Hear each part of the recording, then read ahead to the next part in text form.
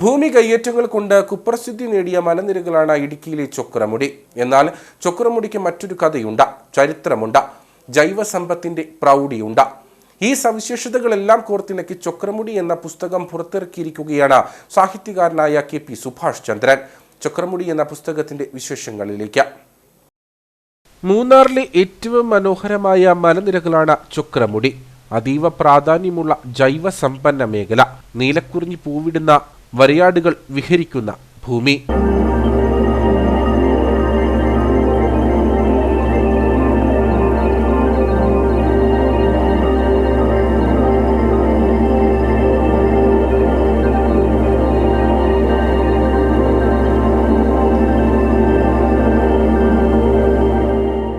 ചൊക്രമുടിയെ ഈശ്വരതുല്യം കരുതുന്നവരാണ് ഇവിടുത്തെ മുതുവാൻ സമുദായം. മലനിരകളെ കീറിമുറിച്ച സ്വാഭാവിക പ്രകൃതിയെ തകിടം മറിച്ചു നടന്ന നിർമ്മാണ പ്രവർത്തനങ്ങൾ ഇവിടുത്തെ ഗോത്ര ജനതയുടെ ജീവിതത്തെ തന്നെയാണ് പ്രതിസന്ധിയിലാക്കിയിരിക്കുന്നത്. ചൊക്രമുടിയിലെ ജീവിതവും പ്രകൃതിയും കാലാവസ്ഥയും കോർത്തിണക്കി ഇവ സംരക്ഷിക്കേണ്ടതിന്റെ ആവശ്യകത വ്യക്തമാക്കിയാണ് സുഭാഷ് ചന്ദ്രൻ ചൊക്രമുടി എന്ന പുസ്തകം രചിച്ചിരിക്കുന്നത്. ഇവിടുത്തെ ഗോത്ര സമൂഹത്തിന്റെ ജീവിതചര്യകളും അവരുടെ ആചാരാനുഷ്ഠാനങ്ങളും എല്ലാം വ്യക്തമായിട്ട് അറിയുന്നവരാണ്. തീർച്ചയായിട്ടും അവരൊരു മലയുമായി ബന്ധപ്പെട്ട, ശരിക്കും ചൊക്രമുടി എന്ന് പറയുന്ന മല അവരുടെ ഭാഷയിൽ പറഞ്ഞ ചൊക്രുവാണ്, ശിവൻ. അപ്പൊ അതുമായി ബന്ധപ്പെട്ടുള്ള ജീവിതം, ഒരു സത്യത്തിന്റെ വഴിയിൽ ജീവിക്കുന്ന കുറെ ആളുകളുടെ ഒരു സ്ഥലമാണത് ചൊക്രമുടി.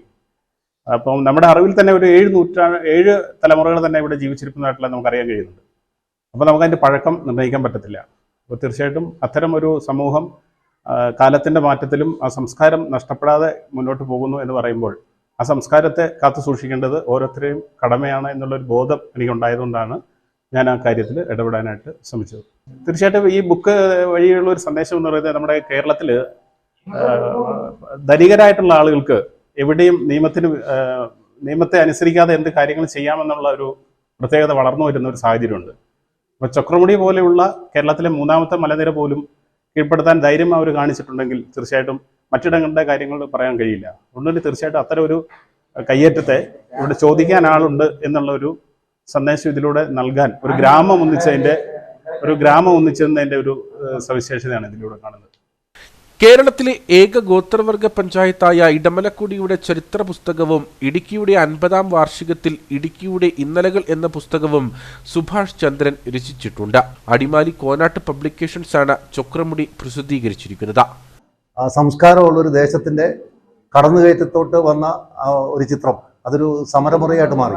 അത് എല്ലാ ആളുകളും പങ്കെടുക്കുന്ന ഒരു സമരമാണ് അതിനകത്ത് കണ്ടത്. എല്ലാ കക്ഷി രാഷ്ട്രീയ മത സംഘടനകളും, ഒരു ദേശം മൊത്തം, ഒരു മനുഷ്യന്റെ മൊത്തമുള്ള ഒരു സന്നാഹം അതിൻ്റെ അകത്ത് നമുക്ക് കാണാൻ സാധിക്കും.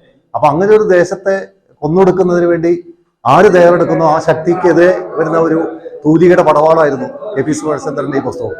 അപ്പൊ ഇതിനു മുമ്പ് അദ്ദേഹം തന്നെ ഒരു പുസ്തകം എഴുതുന്നുണ്ട്, ഇടമലക്കുടി. നമ്മുടെ ഇന്ത്യയിലെ ആദ്യത്തെ ഗോത്രവർഗ പഞ്ചായത്ത് ഇടമലക്കുടിയെ പറ്റി അദ്ദേഹം പുസ്തകം എഴുതി. അതിന് നല്ല സ്വീകരണം ലഭിച്ചു. അത് സർക്കാർ ഏറ്റെടുത്തു. അതും അദ്ദേഹം ഒത്തിരി പോരാട്ടങ്ങൾക്കൊടുവിലാണ് അവസാനം സർക്കാർ ഏറ്റെടുത്തത്. അവിടെയും നമ്മുടെ ബ്യൂറോക്രസിയുടെ കടന്നാക്രമണം ഉണ്ടായിട്ടുണ്ട്. അതിനെയൊക്കെ അതിജീവിച്ചുകൊണ്ട് അദ്ദേഹം പോയി.